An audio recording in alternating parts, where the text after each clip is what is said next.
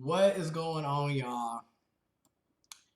Psych Perspectives here, and in this video, we're going to be discussing the infrastructure bill that was just passed.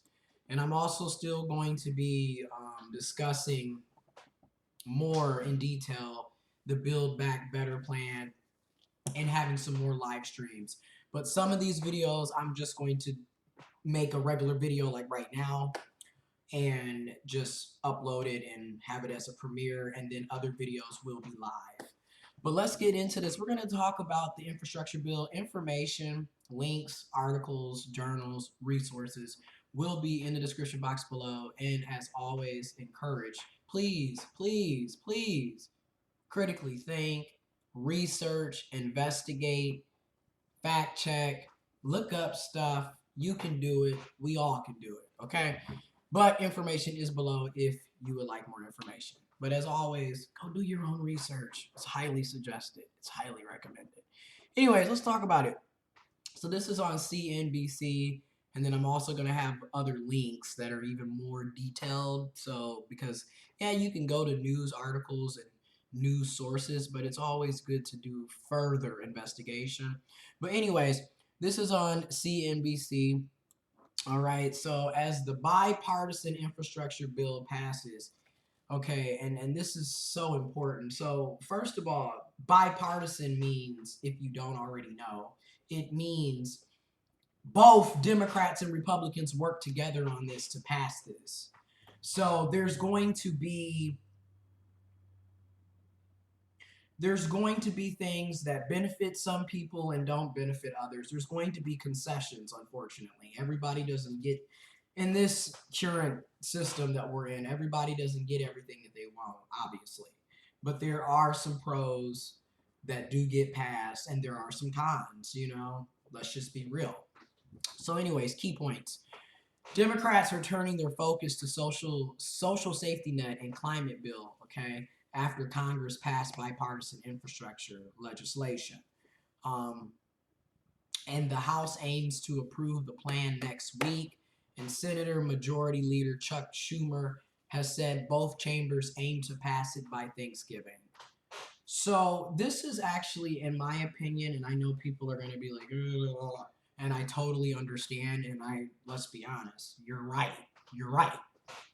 And in my opinion, I think this is good news because we really haven't seen Republicans and Democrats work together and actually get quality legislation passed for the people, for you, for your family, for your communities, for me, for my family, for my community. We haven't really seen them do shit, together in a while. So actually getting to see some bipartisanship here is, in my opinion, however, you feel me? It's like over 1 million people have died.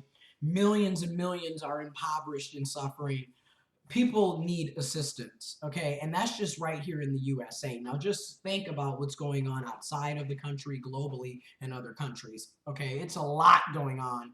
And it's like, we needed this 2 years ago, a year and a half ago. We needed this, right?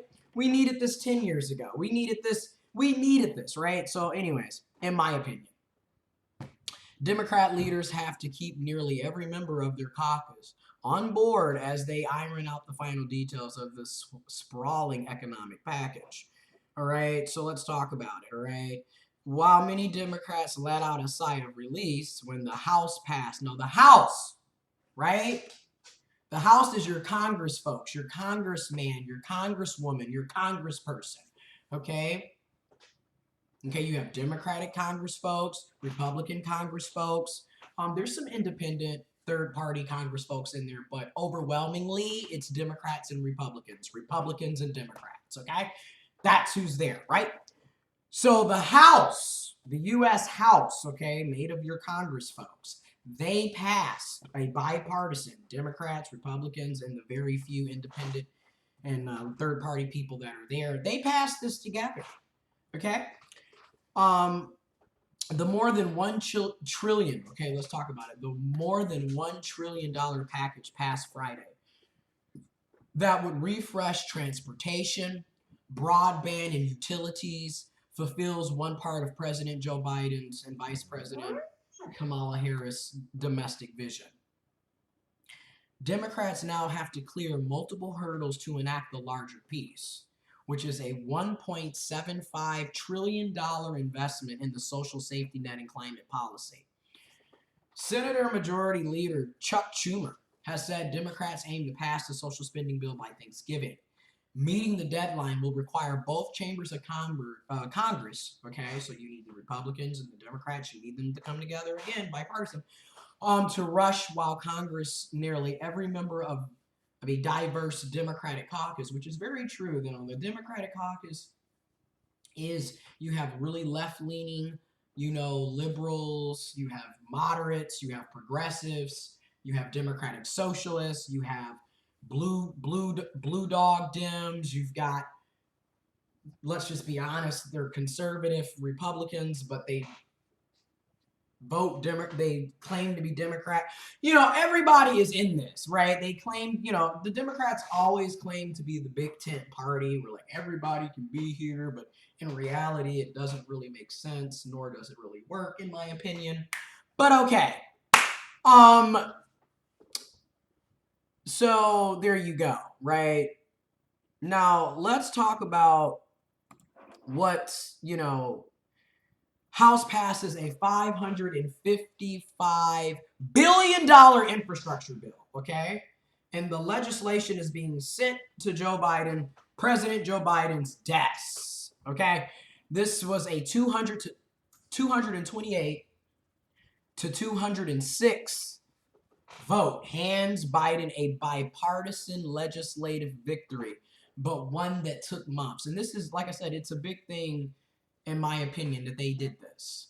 Because like I said, in my opinion, we haven't seen Democrats and Republicans and Democrats actually work together in a minute. And when I say together, I'm talking about like they're actually passing bills to actually help us, not just sitting up bickering amongst each other and shit. They're actually getting something done for us. Now keep in mind, is it everything that we need and want? Not in my opinion, no. But is it something? Because my goodness, the last time infrastructure was taken seriously in this country, again, in my opinion, is between President Franklin Delano Roosevelt, FDR, and then we probably went into the 60s and 70s, and then after that we just stopped caring. Again, we have sewage and pipelines, sewer lines, sewage lines in these cities across the USA that are 100+ years old. I'm from the city of Flint, Michigan. We just won a settlement, supposedly. It's like $675 million. Mind you, at the time, over 100,000 people were poisoned. So you do the math. Okay, it's really wild how things are, but the point is infrastructure is piss poor across the country. Failed infrastructures, everything from bridges and roads to people not having internet, to people not having phone service, to just it's bad. Okay, it's really bad. Okay, and then when you think about our water line and people having access to clean, suitable, affordable, accessible, drinking water across this nation, across this country, and also outside of this country, globally, access to drinking water is a huge problem. And it's 2021, almost 2022, and this should not be the case. So I think about that, right? So again, the funding package, which passed 228 to 206, relied on Republican votes, okay, to get across the finish line. We'll ramp up government spending on roads, bridges, and airports, as well as funding for public transit, water, and broadband. Again, it's 2021, almost 2022. We are all paying taxes. All of us are paying taxes. Numerous, multiple, quadruple. They tax you every way they can, right? We're all paying taxes, and yet we still don't have access to public transit. And don't you think it's wild? You know, so many people cannot afford cars, can't buy cars, can't get cars, can't afford the car notes, can't afford the car insurance, the tags, the license and registration, all of the maintenance, all of these things. Gas is almost, you know, in some areas in the country is knocking at $6 a gallon. Where I'm at, it's about 3.50 a gallon, 3.39, 3.40 a gallon. It's getting up there, and it's been up there, and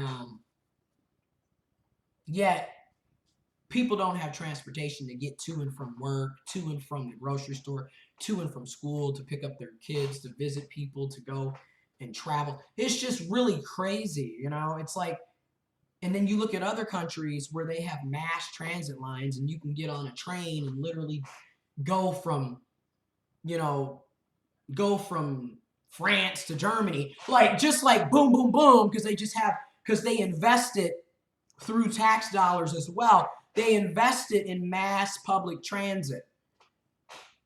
And, you know, because of that, too, they were able to cut down on emissions, on pollution, on the, you know, reducing what's happening to the greenhouse effect and our ozone.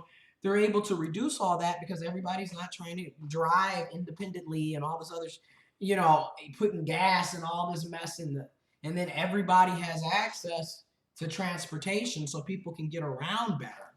You know, water, like I said, I'm from Flint, Michigan. 7.5 years later, they just, you know, we just won a lawsuit. And we still don't have clean drinking water. We still pay some of the highest water bills in the nation. And I can't go without saying, look what's happening to Benton Harbor, Michigan. Roughly 2.5 hours away from Flint, Michigan, in the same state. And keep in mind, both Benton Harbor and Flint, Michigan were under the Emergency Manager Law Act that was signed and initiated by Governor Rick Snyder, a Republican governor of the state of Michigan. Okay, and he served 2 terms. He served 8 years. So, you know, you look at a lot of these things, right? Broadband. Everybody needs access to internet. In my opinion, internet is a right, not a privilege. In my opinion, and I say that because how are you supposed to apply for jobs if you don't have internet? If you don't have data on your cell phone plan? Or if you don't have a cell phone? If you don't have a tablet? If you don't have a computer? If you don't have access to these things? And then your Wi-Fi. Do you have a Wi-Fi? Do you have internet? Do you have broadband? Do you have, you know, how are you supposed to do all these things? You know, if you need to see a doctor, telehealth visits. You know, all of these things require, oh my goodness, internet. 6 Democrats voted against the measure. That's right. 6 Democrats voted against the measure and 13 Republicans voted in favor. So I just want to throw that out there. Now, I do respect people have different views, different perspectives. Drop them, share them. Communicate respectfully. Okay? Again, there's a lot of things that got left out of the bill that would have benefited people greatly. There's a lot of things that got included or switched up and altered that may harm folks, may not be as great, and vice versa. So it's just like, I get why people are frustrated. And at the same time, for me, in my opinion, we need to see stuff like this happening. We're going to make some concessions, unfortunately, and I recognize that, and it's really not fair. You know, life is just not fair. And at the same time, it's like, damn, we need something. I don't know. You know what I mean? It's hard. So anyways, the Democratic opposition was progressive members who were unhappy that the bill was being voted on before passage of a $1.75 trillion social safety net spending bill, which I can understand because, again, we need to, in my opinion, we need to extend the child tax credit past a year. We need to forgive student loans. We need to ensure universal health care, expand Medicare, Medicare for all. You know, we need to make sure that 340B stays in place so we can continue to have federal qualified health centers around the nation. People need access to these things. I agree. There's a lot of things that I get.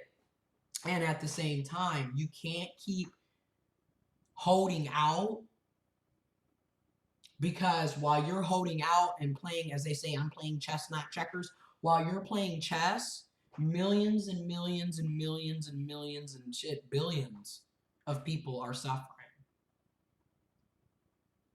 Not just within this country, but globally. So it's like, yeah, I get we're fighting and fighting and holding out as much as we can. And keep in mind, there's people dying and suffering while you're doing that. So like both are happening, right? And it's like, how long can we continue to let people suffer? And then also, how long can we hold out? You know, it's complex. Again, drop your perspectives, drop your opinions respectfully. All right, and share information, share resources. You know, again, each one teach one. We can educate and learn from each other. We can share information so everybody's informed or is aware of differing perspectives. You know what I mean? So yeah. So that's something to think about. You know. And now, mind you, in August of 2021, the Senate voted 69 to 30. Okay, so you have House, which is your Congress, and then you have Senate, which is your senators. You know, each state gets 2. Okay, and these could be Democrat, Democrat, Republican, Republican, Republican, Democrat, Republican, Independent, Democrat, Independent. It can be, you feel me, you get 2 from each state to represent, right? And then keep in mind, that's federal. So you have federally Congress folks representing in the House. You got federal senators representing in the House. And then you have your state House representatives. You have your state senators. You know, you have your state representatives. You know, your House state representatives. I mean, you all, it's your local elections, it's your state elections, it's your federal elections, you know? All of these things matter. This is why when you have midterm elections where you've got governors being elected and you have, you know, attorney generals, etc. We're going to talk more about this. We're going to talk more about this. We have to. But yeah, they voted back in August, 69 to 30 to pass the infrastructure bill, with 19 Republicans joining all Democrats. So again, you can work together. You can find some common ground and still fight for more. But understand that you're not going to always get everything that you want. And I think that's what a lot of us need to understand.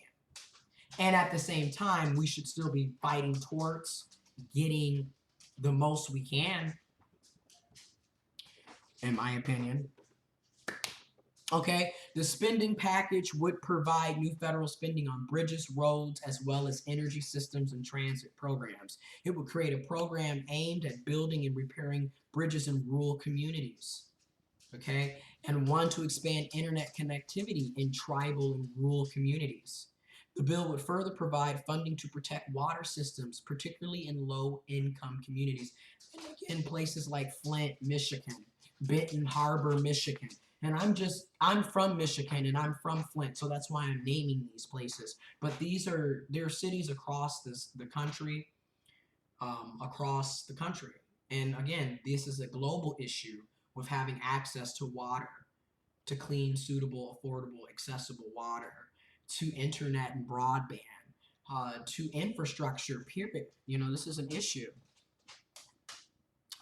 And then again, low income, working class, working poor, you know, lower middle class, you know, all of this, working class, working poor, poor, impoverished, low income, okay? And I would say lower middle class, you know, all of basically, everybody benefits when we all have access to water, when everyone has access to the internet, when everyone has access to safe bridges and roads, water systems, transportation, education. You know, people benefit with healthcare. People benefit.